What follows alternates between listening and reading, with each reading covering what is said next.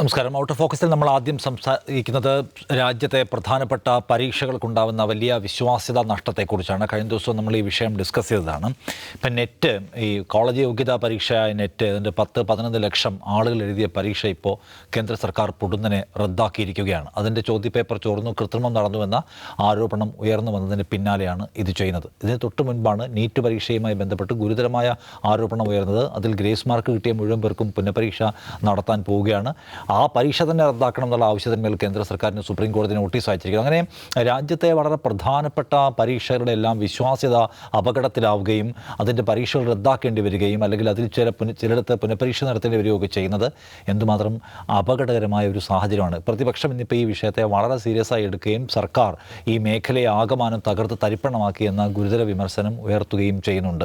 സത്യത്തിൽ നമ്മുടെ ഉന്നത വിദ്യാഭ്യാസ മേഖലയ്ക്ക് അല്ലെങ്കിൽ ഉന്നത പരീക്ഷാ മേഖലയ്ക്ക് സംഭവിച്ചുകൊണ്ടിരിക്കുന്നത് എന്താണ്? ഈ ടെസ്റ്റിംഗ് ഏജൻസി എന്നൊക്കെ പറയുന്ന സംവിധാനങ്ങളാകെ കുത്തഴിഞ്ഞു പോയതിൻ്റെ കുഴപ്പമാണോ ഇത്? അതിന് രാഷ്ട്രീയമായ ഉത്തരവാദിത്വം, ഭരണപരമായ ഉത്തരവാദിത്വം സർക്കാരിനുണ്ടോ?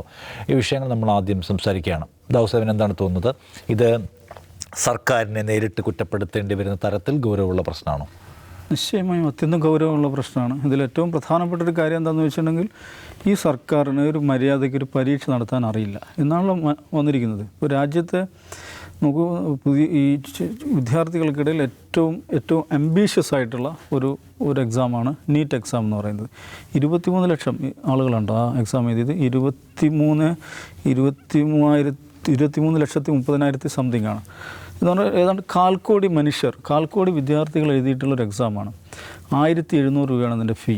അപ്പം സർക്കാർ ഏതാണ്ട് 400 കോടി രൂപ സർക്കാരിൻ്റെ ഖജനാവിലേക്ക് ഈ എക്സാം വഴി വന്നിട്ടുണ്ട്. അത് ഈ എക്സാമിൻ്റെ ഫീ മാത്രം എടുക്കുക. ഈ കുട്ടികൾ, ഈ 23 ലക്ഷം കുട്ടികളിൽ നല്ലൊരു ശതമാനം കുട്ടികൾ റിപ്പീറ്റേഴ്സ് ആയിരിക്കും. 2ാം വർഷം 3ാം വർഷമൊക്കെ എഴുതുന്നവരായിരിക്കും. അവർ ഈ പറയുന്ന 1 വർഷം 2 വർഷം 3 വർഷമൊക്കെ ഈ എൻട്രൻസ് കോച്ചിങ് സെൻറ്ററുകളിൽ ലക്ഷങ്ങൾ ഫീ കൊടുത്ത് പഠിച്ചിട്ട് എഴുതുന്ന പരീക്ഷയാണ്. എന്ന് പറഞ്ഞാൽ ഈ ഒരുപാട് 1/4 കോടി മനുഷ്യരുടെ, 1/4 കോടി കുടുംബങ്ങളുടെ 1, 2, 3 വർഷത്തെ അധ്വാനം, അവരുടെ ഡെഡിക്കേഷൻ, അവരുടെ എല്ലാമായിട്ടുള്ള ഒരു എക്സാം, അവരെ സംബന്ധിച്ച് ഏറ്റവും പ്രധാനപ്പെട്ട ഒരു ടേണിംഗ് പോയിൻ്റ് എന്ന് പറയാവുന്ന ഒരു എക്സാമാണ് നീറ്റ് എന്ന് പറയുന്നത്. അത് മര്യാദയ്ക്ക് നടത്താൻ സർക്കാരിന് പറ്റിയില്ല. ഇപ്പോൾ റിസൾട്ട് പ്രഖ്യാപിച്ചപ്പോൾ ഒരാൾക്ക് റീടെസ്റ്റ് നടത്താൻ പോകുന്നു. ഈ ഗ്രേസ് മാർക്ക് കിട്ടിയവർക്ക് റീടെസ്റ്റ് നടത്താൻ പോകുന്നു പറയുന്നു. അപ്പോൾ ഗ്രേസ് മാർക്ക് കിട്ടിയവർക്ക് റീടെസ്റ്റ് നടത്തുമ്പോൾ എന്താ സംഭവിക്കുന്നത്? ഇപ്പോൾ ഉള്ള റാങ്ക് ലിസ്റ്റിൽ മാറ്റം വരും. അടിസ്ഥാനപരമായി നിഷാദ് പറഞ്ഞ പോലെ വിശ്വാസ്യതാ പ്രതിസന്ധിയാണ് ഉണ്ടാക്കിയിരിക്കുന്നത്. ഇപ്പോൾ നാഷണൽ ടെസ്റ്റിംഗ് ഏജൻസി എന്ന് പറയുന്ന ഒരു സർക്കാർ സംവിധാനം, ഇത്തരം ടെസ്റ്റുകൾ നടത്താൻ വേണ്ടി മാത്രം ഉണ്ടാക്കിയ ഒരു ഏജൻസി, അത് വിശ്വാസ്യതയില്ലാത്തൊരു സംവിധാനമായി മാറിയിരിക്കുന്നു. അത് നോക്കൂ, നമ്മുടെ രാജ്യത്ത് ഈ നരേന്ദ്രമോദി അധികാരത്തിൽ വന്നതിന് ശേഷമുള്ള ഏറ്റവും പ്രധാനപ്പെട്ട വിമർശനം എന്താണ്? പൊതുവായി സ്വീകരിക്കപ്പെട്ടിട്ടുള്ള രാജ്യത്തെ സ്ഥാപനങ്ങൾ, ഭരണഘടനാ സ്ഥാപനങ്ങളാകട്ടെ അല്ലാത്ത സ്ഥാപനങ്ങളുണ്ട്, ഈ സ്ഥാപനങ്ങളുടെയൊക്കെ വിശ്വാസ്യത ചോരുന്നു എന്നുള്ളതാണല്ലോ. പബ്ലിക് സർവീസ് കമ്മീഷനുകളുടെ വിശ്വാസ്യത, മധ്യപ്രദേശിൽ നമ്മൾ വ്യാപം അഴിമതി നമ്മൾ കേട്ടതാണ്. അവിടുത്തെ ജനറൽ റിക്രൂട്ട്മെൻറ്റ് എന്ന് പറയുന്നത് ഒരു പാർട്ടി പരിപാടിയാക്കി മാറ്റി, അതിലെ തട്ടിപ്പ് പുറത്തു വരുന്നു. ആത്മഹത്യകൾ, മരണങ്ങളാണ് അതിന് പിന്നാലെ വരുന്നത്. കാരണം ഒരു പ്രതിയെ പിടിക്കുമ്പോൾ അതുമായി ബന്ധപ്പെട്ട വേറെ ആളുകൾ മരണപ്പെട്ട നിലയിൽ കാണുന്നു, അവർ ആത്മഹത്യ ചെയ്തവരാണെന്ന് വരുന്നു. ഒരുപക്ഷെ ഇന്ത്യ കണ്ട ഏറ്റവും ഭീകരമായിട്ടുള്ള ഒരു റിക്രൂട്ട്മെൻറ്റ് മാഫിയായിരുന്നു വ്യാപം കേസ് എന്ന് പറയുന്നത്, വ്യാപം അഴിമതി എന്ന് പറയുന്നത്. പക്ഷേ നമ്മുടെ രാജ്യം അതേക്കുറിച്ച് ചർച്ച ചെയ്തു പോലുമില്ല. അപ്പോൾ അതേക്കാൾ മാരകമായ ഭീകരമായ സംഗതിയാണ് നീറ്റിൻ്റെ കാര്യത്തിൽ സംഭവിച്ചിരിക്കുന്നത്. നീറ്റ് ഇങ്ങനെ തൃശങ്കുവിൽ നിൽക്കുകയാണ്, ആ ലിസ്റ്റ് തൃശങ്കുവിൽ നിൽക്കുകയാണ്. ലക്ഷക്കണക്കിന് വിദ്യാർത്ഥികളും അവരുടെ കുടുംബങ്ങളും അന്തം വിട്ട് എന്താണ് ചെയ്യേണ്ടതെന്ന് അറിയാതെ നിൽക്കുകയാണ്. അതിൻ്റെ ആഘാതം മാറുന്നതിന് മുമ്പാണ് ഈ net exam, national eligibility test, ആ എക്സാം രാവിലെ എക്സാം നടക്കുന്നു, വൈകുന്നേരം കമ്മ്യൂണിക്കെ വരികയാണ്, അത് ക്യാൻസൽ ചെയ്തിരിക്കുന്നു. ഞാൻ ഇന്നലെ രാവിലെ എൻ്റെ പെങ്ങളെ ഈ എക്സാമിന് ഡ്രോപ്പ് ചെയ്ത ആളാണ്. ഡ്രോപ്പ് ചെയ്ത് പിന്നെ വൈകുന്നേരം ഇതേക്കുറിച്ച് അന്വേഷിക്കാൻ വിളിക്കുമ്പോൾ ഇത് പരിപാടി തന്നെ ഇല്ലയെന്ന് മനസ്സിലാകുന്നത്. അപ്പോൾ ഒന്ന് ആലോചിച്ച് നോക്കൂ, ഈ 9 ലക്ഷത്തിനടുത്ത് കുട്ടികളാണ് ഈ എക്സാം എഴുതിയത്. 1,150 രൂപയാണ് ഫീ. 100 കോടി സർക്കാർ ഖജനാവിലേക്ക് വന്നിട്ടുണ്ട്. ഞാൻ പറയുന്നത് ഈ ഈ കുട്ടികൾക്കെല്ലാം നമ്മളൊരു എന്താണ് കൺസ്യൂമർ പ്രൊട്ടക്ഷൻ ആസ്പെക്റ്റിൽ സംസാരിക്കുക. സർക്കാർ എന്താ ചെയ്യേണ്ടത് അറിയോ? ഇവർക്കെല്ലാം ഈ കുട്ടികൾ അനുഭവിച്ച ട്രോമ, അവരുടെ മാനസികമായ ആധി, അവരിത്രയും വർഷത്തെ ഇൻവെസ്റ്റ്മെൻറ്റ്, അവരിത്രയും വർഷം ചിലവാക്കിയ തുക, ഇതെല്ലാം വെച്ചിട്ട് സർക്കാർ നഷ്ടപരിഹാരം നൽകണം, കോമ്പൻസേഷൻ നൽകണം. ഈ മുഴുവൻ കുട്ടികൾക്കും, നീറ്റ് എഴുതിയിട്ടുള്ള 23 ലക്ഷം കുട്ടികൾക്കും ഈ നെറ്റ് എഴുതിയിട്ടുള്ള 9 ലക്ഷം കുട്ടികൾക്കും സർക്കാർ നഷ്ടപരിഹാരം കൊടുക്കണം.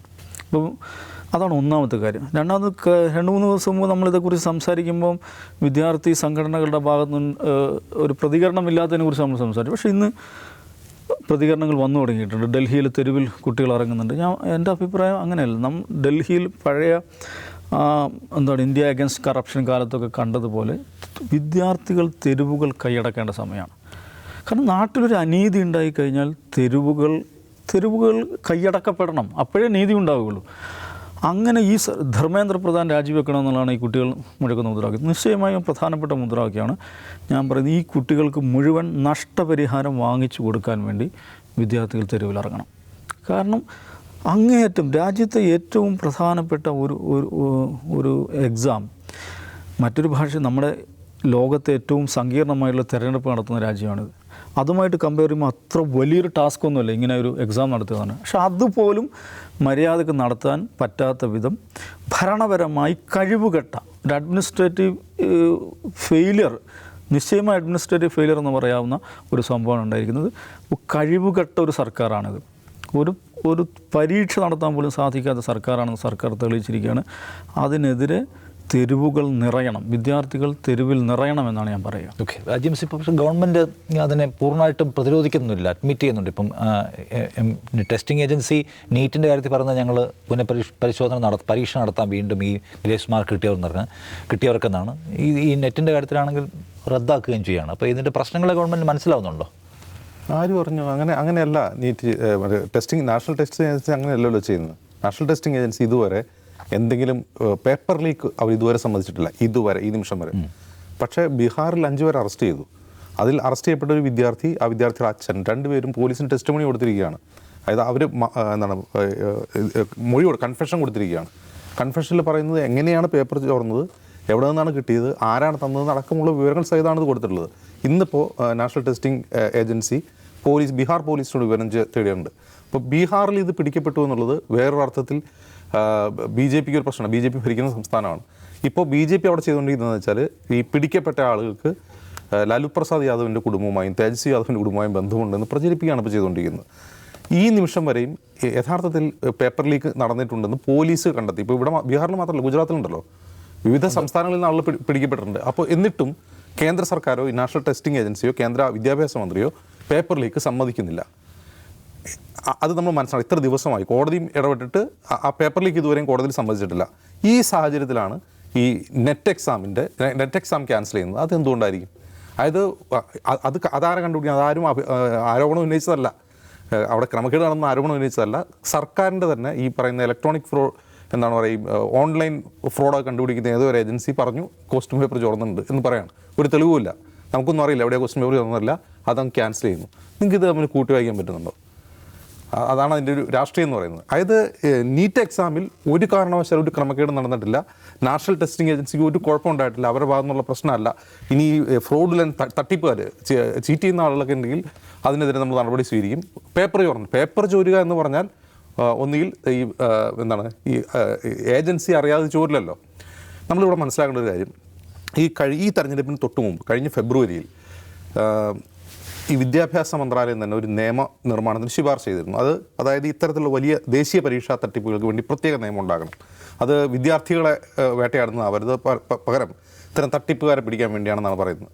അപ്പോൾ ഈ തട്ടിപ്പുകാരെ പിടിക്കാൻ വേണ്ടിയുള്ള ഈ നിയമനിർമ്മാണത്തിൽ പറയുന്ന ഒരു പ്രധാനപ്പെട്ട കാര്യം, ഓൺലൈൻ ഹാക്കിംഗ് വഴി ക്വസ്റ്റ്യൻ പേപ്പർ ചോർത്തുന്നുണ്ട് എന്നാണ് പറയുന്നത്. അതായത് നാഷണൽ ടെസ്റ്റിംഗ് ഏജൻസിയുടെ ക്വസ്റ്റ്യൻ പേപ്പറുകൾ ഹാക്ക് ചെയ്ത് ചോർത്തുന്നുണ്ടെന്നാണ് അവർ അതിൻ്റെ വാർത്തയോടൊപ്പം പുറത്തു വന്നവരാണ്. ഇത് ഈ പുതിയ ബില്ല് വരാൻ പോകുന്നുള്ള വാർത്തയോടൊപ്പം. കഴിഞ്ഞ വർഷം തന്നെ ഈ ആൾ മാറി പരീക്ഷ എഴുതുന്ന പരിപാടി അത് നമ്മൾ സ്ഥിരമായി കാണുന്നുണ്ടല്ലോ. ആധാർ കാർഡൊക്കെ കൃത്യമായിട്ടുണ്ടാക്കിയിട്ട് ഒരാൾക്ക് പകരം രജിസ്റ്റർ ചെയ്ത ആൾക്ക് പകരം വേറൊരാൾ പോയിട്ട് പരീക്ഷ എഴുതുക. MBBS വിദ്യാർത്ഥികൾ ഇവിടെ പിടിക്കപ്പെട്ടിട്ടുണ്ട്. അപ്പോൾ ഇങ്ങനെ തട്ടിപ്പ് സ്ഥിരമായി നടക്കുന്നുണ്ട്. പക്ഷേ ഇതുവരെ അഡ്മിറ്റ് ചെയ്യുന്നില്ല. അതേസമയം തന്നെ ഒരു തരത്തിലുള്ള പരാതിയും ഉയരാത്ത നെറ്റിനെ കുറിച്ച് ഞങ്ങൾക്ക് ഇൻ്റലിജൻസ് വിവരം കിട്ടി ഞങ്ങളത് ക്യാൻസൽ ചെയ്യുകയാണ്. എനിക്ക് തോന്നുന്നത് ഒരു വശത്ത് വലിയ തോതിലുള്ള സെറ്റ് ബാക്ക് സർക്കാരിനുണ്ടായിട്ടുണ്ട്, നാഷണൽ ടെസ്റ്റിംഗ് ഏജൻസി ഉണ്ടായിട്ടുണ്ട്. അതേസമയം അതിൽ എന്ത് ചെയ്യില്ല, അതിലൊരു ഞങ്ങൾക്കൊരു പാളിച്ചയും പറ്റിയിട്ടില്ല എന്ന് പറയുന്നു. മറുവശത്ത് മറ്റൊരു പരീക്ഷ ഏതാണ്ട് അത്രയും ആളുകൾ തന്നെ എഴുതുന്ന, അതുകൊണ്ട് അതിൻ്റെ പകുതിയെങ്കിലും ആളുകൾ എഴുതുന്ന പരീക്ഷ ക്യാൻസൽ ചെയ്യുന്നു. ഇതിൽ ശ്രദ്ധിക്കേണ്ട ഒരു കാര്യം, ഈ നീറ്റ് എക്സാമിനെതിരെ ചില സംസ്ഥാനങ്ങൾ നിലപാട് സ്വീകരിച്ചിട്ടുണ്ട്. എക്സാമ്പിൾ തമിഴ്നാട് വലിയ പ്രൊട്ടസ്റ്റ് 24-ാം തീയതി അവരുടെ വിദ്യാർത്ഥി സംഘടന വലിയ പ്രൊട്ടസ്റ്റിന് ആഹ്വാനം ചെയ്തിരിക്കുകയാണ്. അപ്പോൾ അവർ പ്രധാനമായും ഉന്നയിക്കുന്ന ഒരു പ്രശ്നം നീറ്റ് തന്നെ ആവശ്യമില്ല എന്നുള്ളതാണ്. DMK-യുടെയൊക്കെ പ്രഖ്യാപിത നിലപാടാണ്. നീറ്റ് എന്ന പരിപാടി ഈ നരേന്ദ്രമോദിയുടെ ഫാസിസ്റ്റ് സർക്കാർ രാജ്യത്തെ പാവപ്പെട്ട വിദ്യാർത്ഥികളെ പാർശ്വവൽക്കരിക്കാൻ വേണ്ടി കൊണ്ടുവന്ന പരീക്ഷയാണെന്നാണ് അവരുടെ ഒരു പ്രഖ്യാപിത രാഷ്ട്രീയ നിലപാട്. അപ്പോൾ നീറ്റിനെതിരെ അവർ ബില്ല് പാസ്സാക്കി ഒപ്പിടാതെ വെച്ചിരിക്കുകയാണ്. അപ്പോൾ ഇവർ പറയുന്നത് DMK മുന്നോട്ട് വയ്ക്കുന്ന ഒരു രാഷ്ട്രീയ ആശയം എന്താണെന്ന് വെച്ചാൽ, നീറ്റ് എന്ന് പറയുന്ന ഒരു ഏകീകൃത സ്വഭാവമുള്ള പരീക്ഷ നമ്മുടെ രാജ്യത്തെ ഗ്രാമീണരായ വിദ്യാർത്ഥികളെ ഈ പറയുന്ന MBBS പോലുള്ള പ്രൊഫഷനുകളിൽ നിന്ന് അകറ്റി നിർത്താൻ ഉതകുന്നതാണ്. ഒരു ഉദാഹരണം പറഞ്ഞു കഴിഞ്ഞാൽ, ഇന്ത്യയിൽ 5000 കോടി രൂപയുടെ ടേൺ ഓവറുള്ള ഒരു പരിപാടിയാണ് നീറ്റ് കോച്ചിങ് എന്ന് പറയുന്നത്. ഇപ്പോൾ 23 ലക്ഷം എന്ന് പറഞ്ഞല്ലോ, 50,000 കൂട്ടിക്കോ, 50,000 രൂപ ഒരു വിദ്യാർത്ഥി മുടക്കുന്നുണ്ട് ഈ പരിശീലനത്തിലെങ്കിൽ തന്നെ 1000 കോടി രൂപയായി. അപ്പോൾ 5000 കോടി രൂപയുടെ ടേൺ ഓവർ, അതിൻ്റെ GST വരുമാനം സർക്കാരിന് പോകുന്നതാണ്. 5000 കോടി രൂപ മാർക്കറ്റിൽ ഇറങ്ങുക എന്ന് പറഞ്ഞാൽ തന്നെ നമ്മുടെ എക്കണോമിയെ വലിയ തോതിൽ സ്വാധീനിക്കുകയാണ്. കാരണം ഇന്ത്യയുടെ ആരോഗ്യ ബജറ്റ് എത്രയാണെന്ന് ആലോചിച്ച് നോക്കുക, എന്നിട്ട് വേണം ഈ 5000 കോടി കണക്ക് കൂട്ടാൻ. അപ്പോൾ അത്രയും വലിയൊരു തുകയുടെ ഒരു ബിസിനസ് കൂടിയാണത്. അതുകൂടി താർക്കുന്ന ഒന്നാണ് ഈ ടെസ്റ്റിംഗ് ഏജൻസിയുടെ വിശ്വാസം നഷ്ടപ്പെടുക എന്നുള്ളത്. അപ്പോൾ ആ വിശ്വാസ്യത സംരക്ഷിക്കുക എന്നുള്ള സർക്കാരിനെ സംബന്ധിച്ച് പരമപ്രധാനമാണ്. അപ്പോൾ അതിൽ എന്ത് ചെയ്യില്ല, അതിൽ തൊട്ട് കളിക്കില്ല. അതേസമയം എന്തുകൊണ്ടാണ് നെറ്റ് ക്യാൻസൽ ചെയ്ത്? നെറ്റ് ഏറ്റവും കൂടുതൽ എഴുതുന്നത് ഏത് സംസ്ഥാനങ്ങളിൽ നിന്നുള്ള ആളുകളാണെന്ന് കണ്ടെത്തി കഴിഞ്ഞാൽ നമുക്കത് അവർക്ക് വളരെ എളുപ്പത്തിൽ ക്യാൻസൽ ചെയ്ത് അടുത്ത പരീക്ഷ ചെയ്യാവുന്നതാണ്. നെറ്റ് ഏറ്റവും കൂടുതൽ എഴുതുന്ന സംസ്ഥാനങ്ങളിൽ നിന്ന് കേരളമാണ്.